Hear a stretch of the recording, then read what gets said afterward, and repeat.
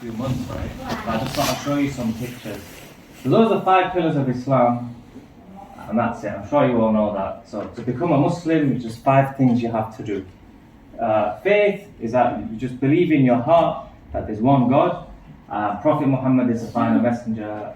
Prayer 5 times a day, fasting in Ramadan. Charity, annually we give 2.5% of our wealth to the poor and needy. And Hajj, where we go to Saudi Arabia at least once in our lifetime, Makkah, to visit the Holy Mosque. There's Islam in a nutshell, right?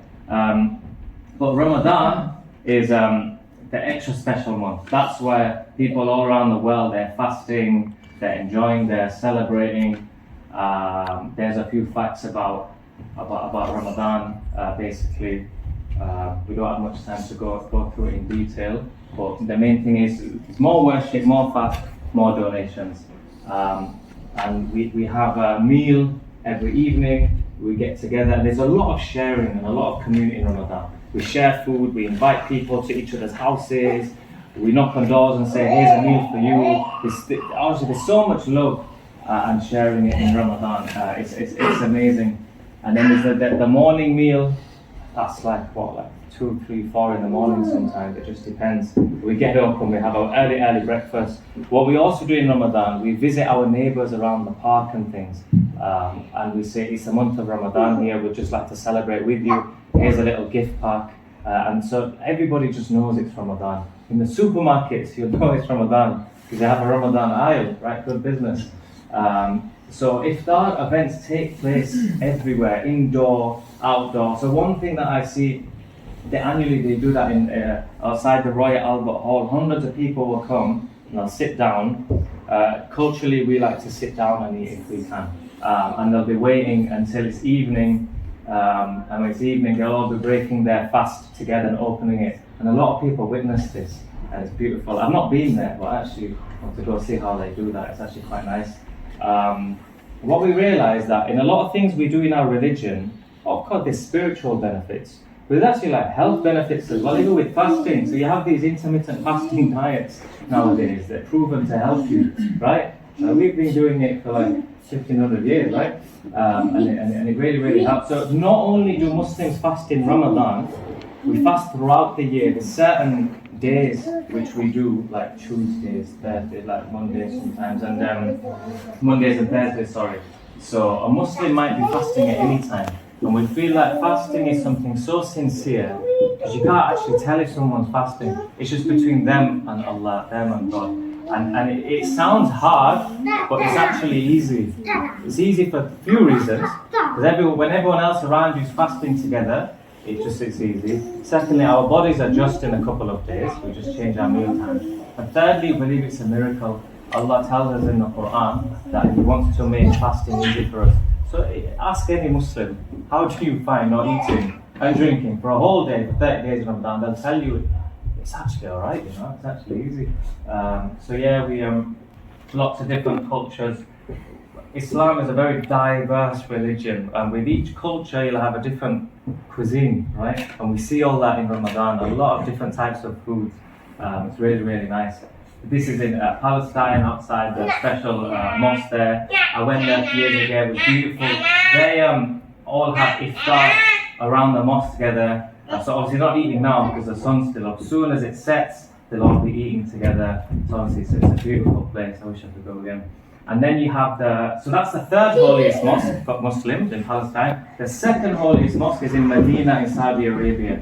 So that can hold around 2 million worshippers, right? And in Ramadan, they provide around 300,000 meals every single day, right? And you'll all sit, like thousands will sit, and they'll all eat together at evening time. It's honestly, it's what a sight to see. That's inside the mosque.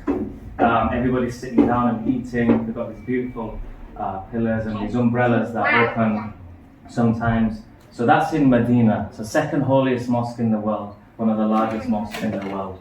And that's what it looks like on the outside, everybody eating. But it's important that we see these pictures, but they don't do justice. Once you go there, you realise, well, it's honestly, it's a beautiful place. That's what it looks like from outside. When the umbrellas open to stop the sun, it's really hot there. But yeah, that's in Medina, the second holiest mosque in the world. That's what it looks like at night time from outside. It's honestly, it's breathtaking. So that was called the Prophet's Mosque. So that was the first mosque the Prophet built in Medina. And that leads us to Prophet Muhammad, right? So Prophet Muhammad, I said I will explain a little bit more. He is basically the role model in every Muslim's life. Like, we just love Prophet Muhammad, right? And even in this country, Muhammad is the most common boy's name every single year, right? Since 2016, right? So even though it might not see you. So if you're wondering why is everybody called Muhammad, it's because we believe we just have so much love for him that we want to be named after him. Like I'm Muhammad, for example, right? And there's an author called Michael Hart. He was an American author. He wasn't a Muslim, but he did so much research into history. Let me look at all the influential people and see who's number one. And when he looked into the biography of Muhammad, he has to be number one, the most influential. In a few years, he changed the whole world. It was a place of darkness, and he brought a lot of peace and a lot of help, right? And like I said, his whole life is recorded in so much detail. So there's books available, you can read everything he used to do. He had like companions around him that were always noting everything down that he used to do. Most followed person in the world. At that time, like I said, people didn't have rights.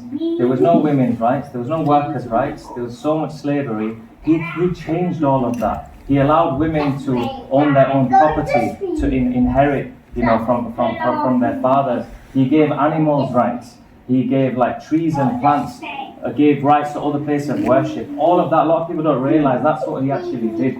It was a very different world before he came. So it was actually, that's why we love him, obviously, so much. And then, so we already went a bit about, I think we spoke about most of that, what happens in Ramadan. But Ramadan is the month of the Quran. So I said finally, I'll just briefly speak a bit more about the Quran. So the Quran was revealed in Ramadan, basically. And the Quran is a miracle book. Where do I start with the Quran, right? So when I was doing my research, I found it is actually the most sold book of all time, right? 3 billion copies, and this was quite a few years ago, it's probably more now. It's the most widely read book in the whole world. Everybody's reading the Quran, every mosque, every Muslim, we just love reading it. And most people that read the Quran don't know what it means. But it has such a strong effect that even if you're just reading it or listening to it, people just feel that peace and calm. It's just something special about it. And it's the only holy book which there's been zero changes, not one letter has been added or taken out. We believe that it's got an everlasting message. So it's always relevant. We don't need to kind of update it or change it. And nobody, we believe, will be able to change it. It's one of Allah's promises in the Quran that it will be that preserved, protected book. There's a museum in Birmingham, and they have some manuscripts of the Quran. And one of them, they carbon dated it to 1,000 years ago, and it was the same ones that we have here. So we know it's the same book. It's not being changed. And one interesting thing the Quran does, it predicts the future, right? So 1,500 years ago, it's Allah revealed, and Prophet Muhammad told everybody that these things are going to happen, and these things actually happened, right? It's so cool, right? And at a time where the Arabs, they used to have pride in their poetry and their language.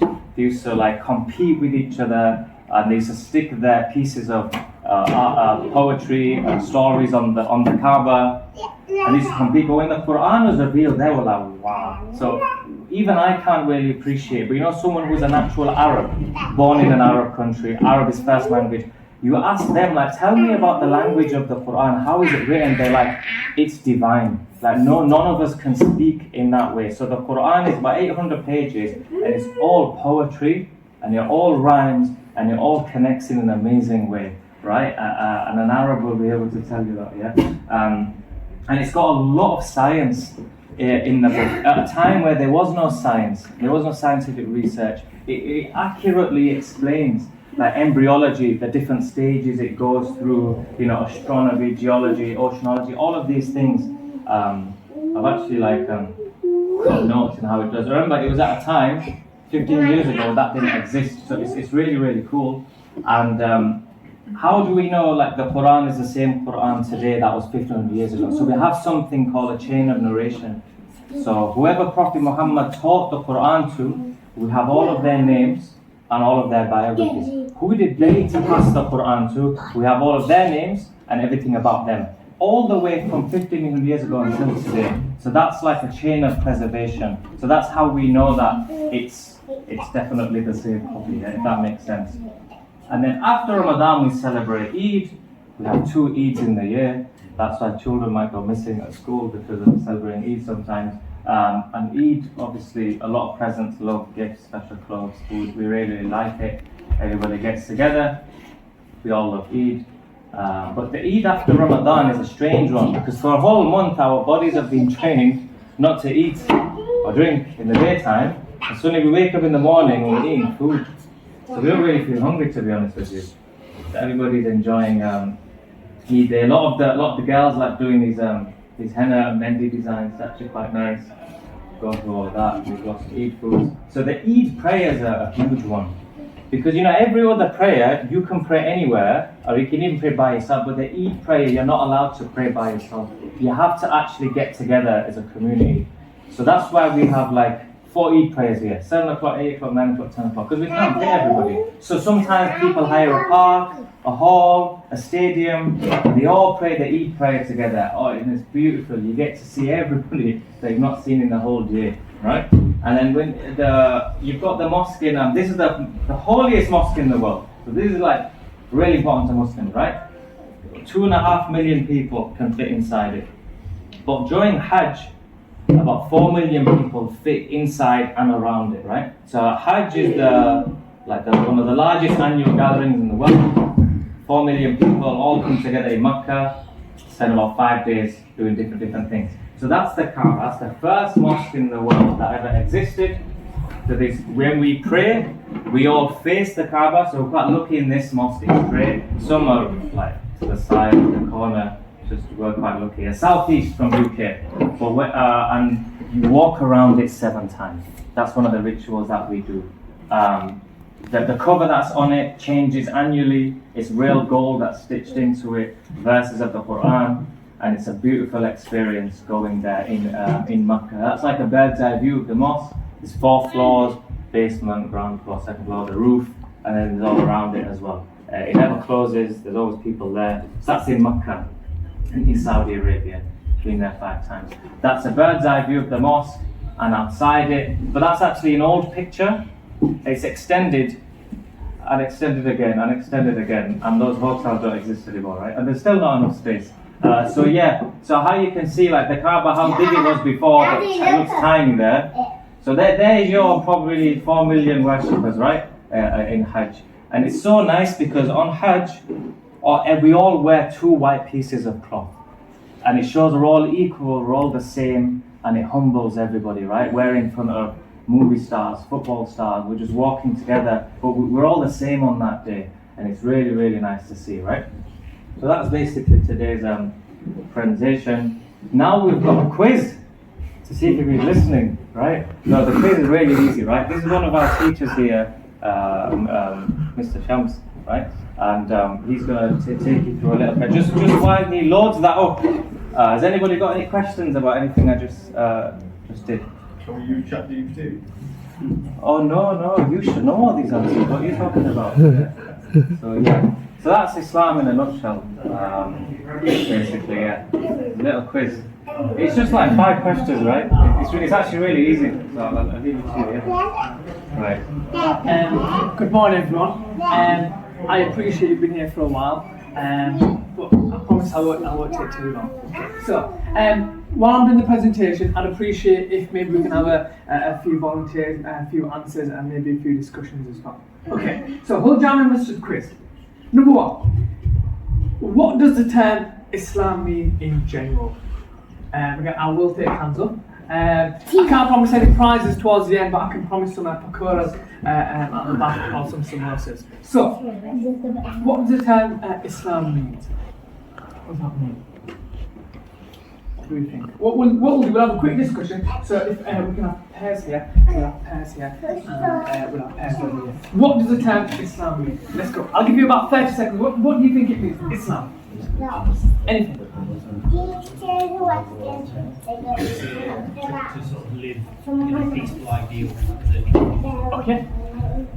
Okay, guys, then we'll gather back around again. We have the gentleman at the back over there. To live in a peaceful community and have an ideal of peace. Okay, so the idea of peace. So, the word Islam means submission to God. Now, it comes from the root word salam, which means peace. So, apart from the gentleman at the back over there, a Muslim is someone who submits to God's will and follows His guidance. So, if the reason that we follow Islam, it's about submitting to God, giving everything to God, and then it comes under that root word salam, which does mean peace like that. Yes. Okay, so question number 2. Thinking about Islam then, from that word, Islam, comes another word, Muslim. Okay, so if you believe in Islam, you will be a Muslim. So what might that suggest? Muslim, what does that mean? Yes, sir. Is it a follower of the teachings of Muhammad? Okay, I follow the teachings of Muhammad. We'll keep that in mind. Any other suggestions? Follower of Islam. Okay, a follower of Islam. So, the word Muslim comes from the Arabic word Islam, as we mentioned, which means submission or surrender to the will of God. So again, both of those ideas are correct. It does come underneath that idea of submitting to God and being a follower of Islam. So a Muslim is someone who submits to God and tries to live according to His guidance.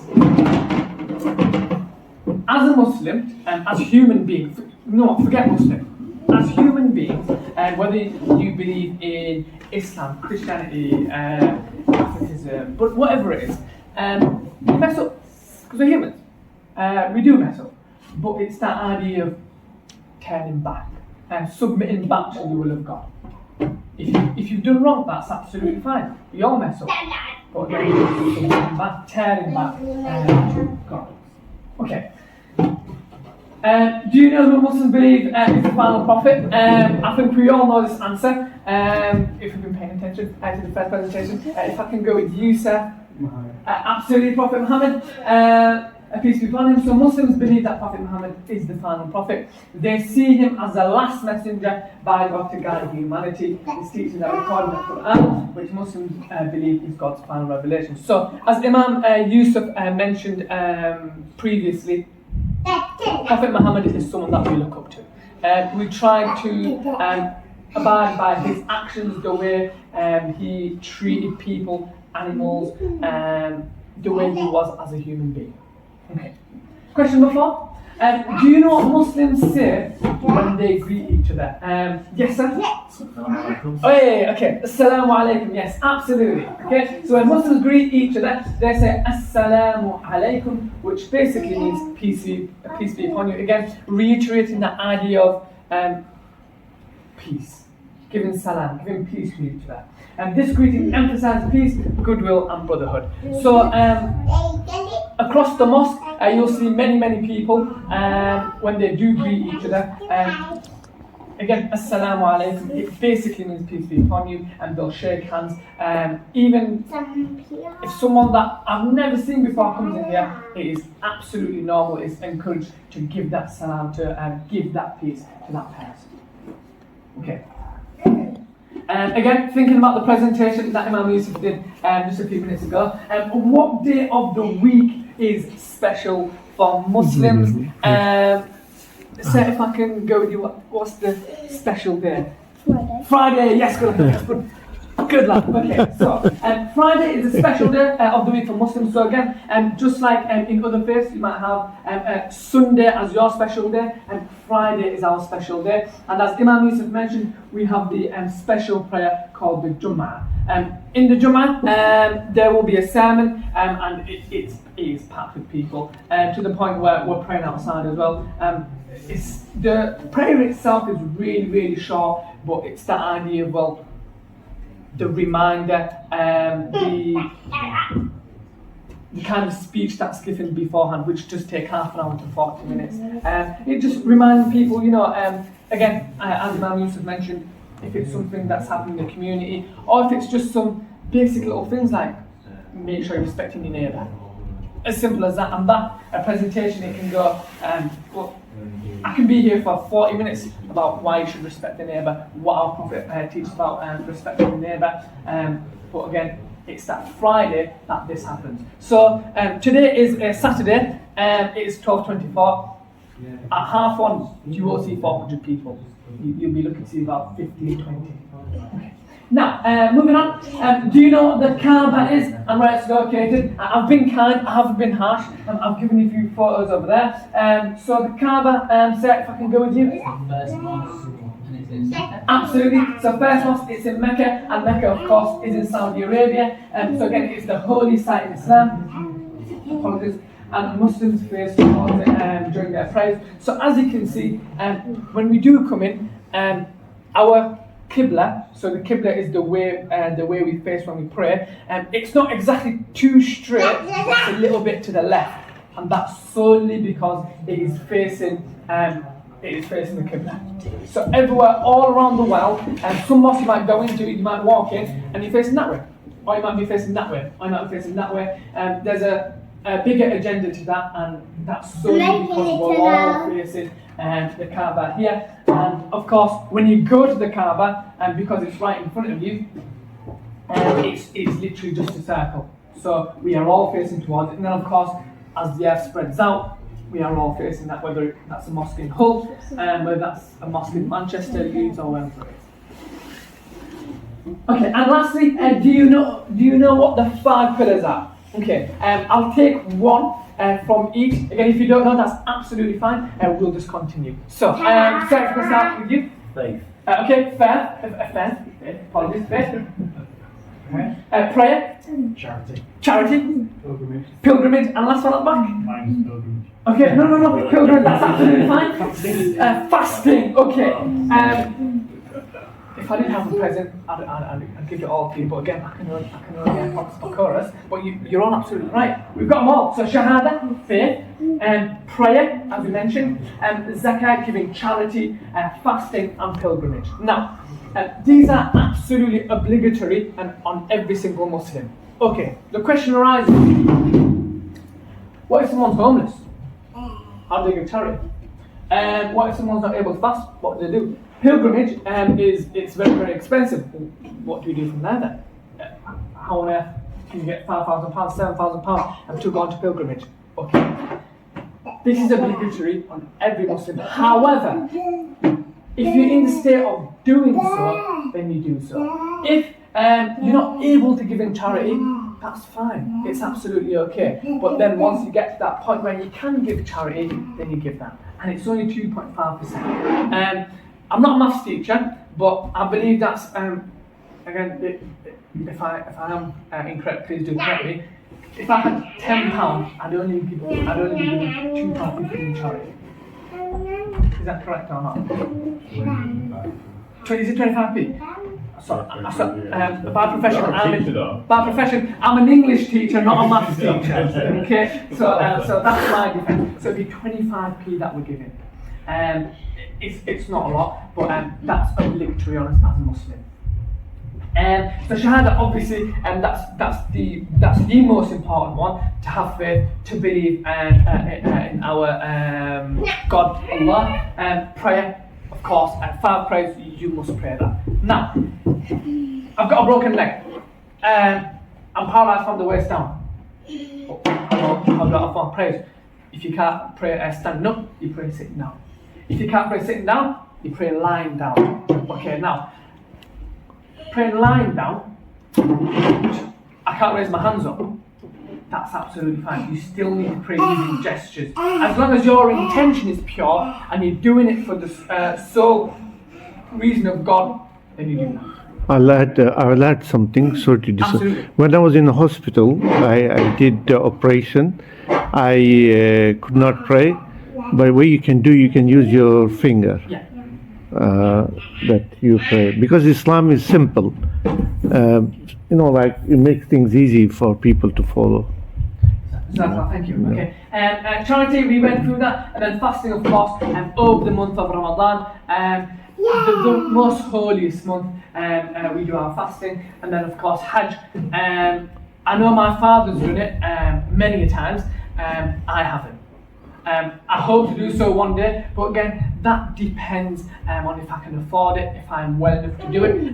What lots of people do is they'll have 50, 60, 70 odd £1,000 in the bank. Oh no, I'm doing it for a business, doing it for this, doing it for that.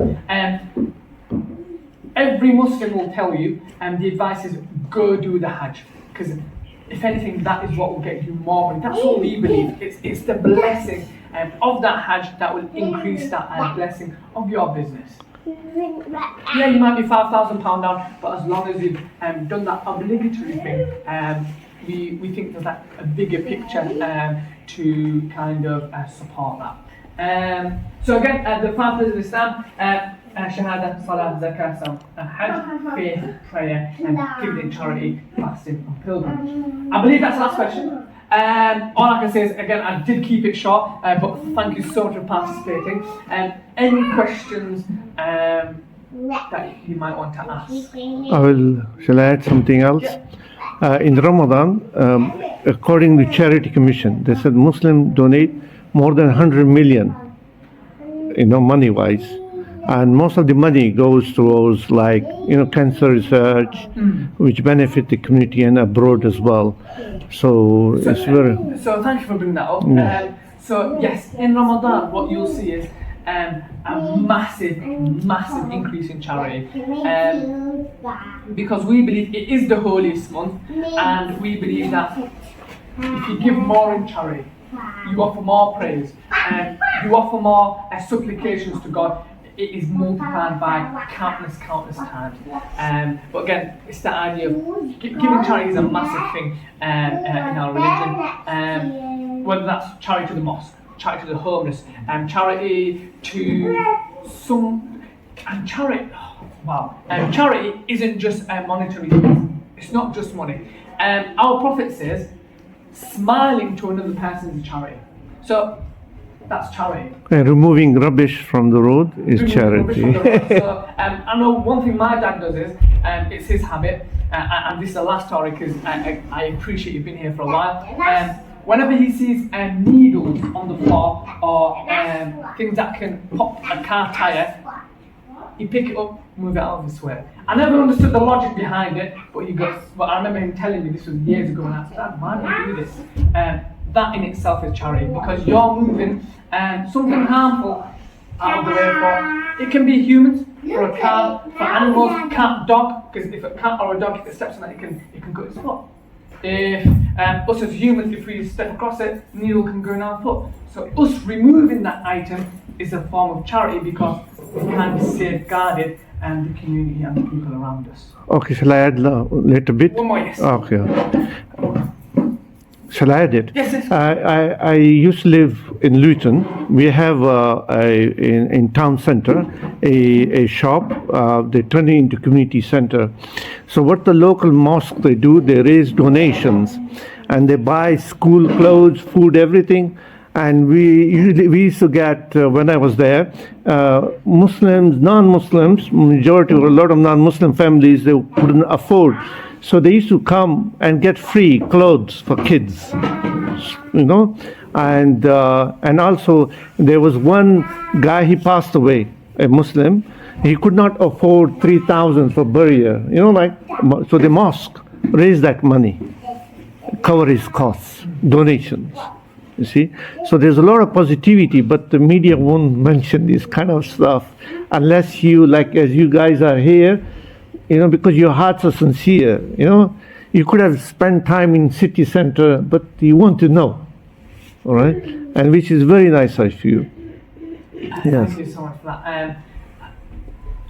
Without further ado, all I can say is I absolutely appreciate you all coming. I know it's a Saturday, and I do appreciate there's so many other things that you could be doing. But as Imam Yusuf mentioned, yesterday's an open day, but every single day is an open day. Just walk inside, ask us any questions if needs be, and I'll just pass it on to our chairman, and he will end the presentation from there. Thank you. Yes, when you have faith, and you have some basic belief in certain things, one of the things we believe is, the whole of God's creation recognizes God as his creator. Yesterday, as I was going home, I parked my car in the garden, the back of the garden, and I was walking through the garden. and I saw this pigeon. The way it was behaving is like it's on its last few seconds about to die. And amazingly, it was actually pointing towards the Qibla. So we call it Qibla, the direction that we face when we pray. So the Kaaba, the place in Makkah, the Holy Mosque and the Kaaba building, black structure, is in that direction from here. That's all the prayer mats that are facing out. So when I was walking past, I saw this thing, it's like this. And literally what it was doing, imagine when we go to pray, we do this sujood, we do this. This pigeon was basically like this on the thing like this, doing this.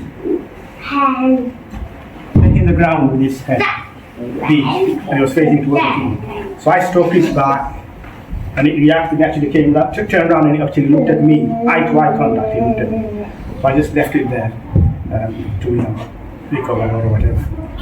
Later on in the day, as I was going back to the garage to go somewhere, I saw this pigeon.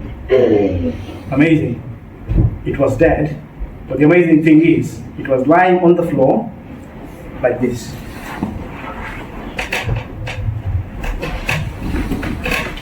With its face towards the Qibla. That is exactly how we bury our dead. When we put somebody in the grave, the Muslim graves, they are dug in an orientation so that when somebody is put in the grave, and then we slightly tilt their head that way to the right. And that direction is towards Qibla. So amazingly, this pigeon, that was in its last seconds, it appeared to me as if it was frustrating or pecking, whatever, depending on your take on things, in the direction of Qibla. When it died, it was resting exactly the same way as we would bury our dead. It was facing like this towards Qibla. I just thought I'd just share that with you. Thank you so much.